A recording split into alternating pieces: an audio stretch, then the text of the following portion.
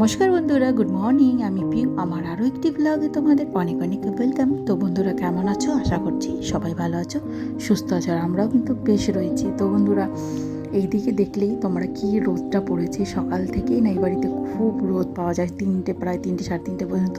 তো যাই হোক, আর এইদিকে কিন্তু আমি অলরেডি রান্না বসিয়ে দিয়েছি, যেহেতু মামার বাবা অফিসে চলে যাবে। আর এখনও পর্যন্ত কিন্তু গুছিয়ে উঠতে পারিনি, জাস্ট টুকিটাকি জিনিসই গুছাচ্ছি। যেহেতু এক জায়গা থেকে এক জায়গায় আসলে না প্রবলেমটা তো খুবই হয়। তো ওই আর কি, এই বাড়িতে এসে এখনও পর্যন্ত গুছানো হয়নি, তো ওই অল্প অল্প করে গুছিয়ে নিচ্ছি।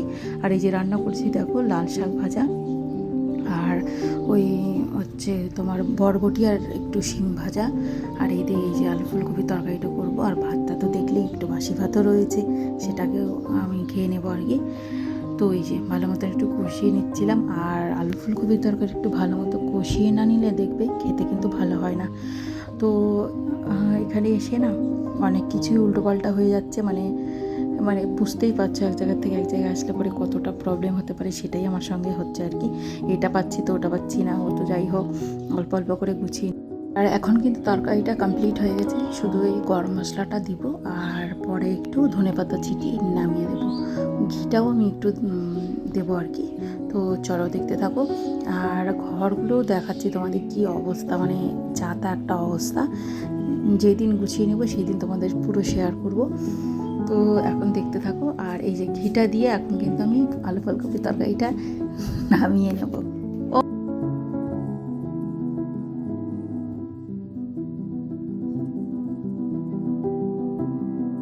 তোরা ঝটপট করে যে নামিয়ে নিলাম আলু ফুলকপির তরকারিটা।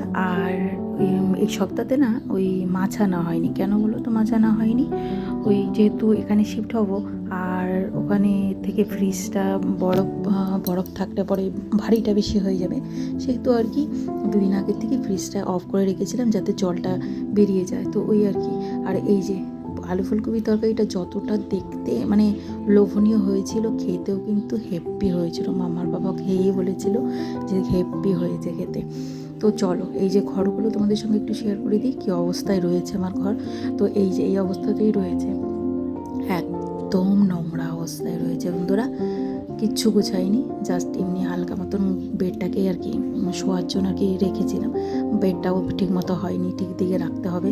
তো এই যে শুধু আলনাটা একটু গুছিয়ে রেখেছিলাম, যাতে দেখো রোজ দিন তো জামা কাপড়গুলো লাগবে, তাই জন্য আর কি গুছিয়ে রেখেছিলাম। আর আমার গোপাল সোনা এই যে দেখো ঘুমাচ্ছে, ওঠানো হয়নি এখনও, মামার পাপা উঠিয়ে দেবে। আর আলমারিটা আমরা এই সাইডটাই রেখেছি, এই যে ফ্রিজ। তো বন্ধুরা, ব্লগটা কেমন লাগলো? ভালো লাগলে লাইক কমেন্ট করে দিও। আবার অন্য ব্লগে দেখা হচ্ছে। টাটা।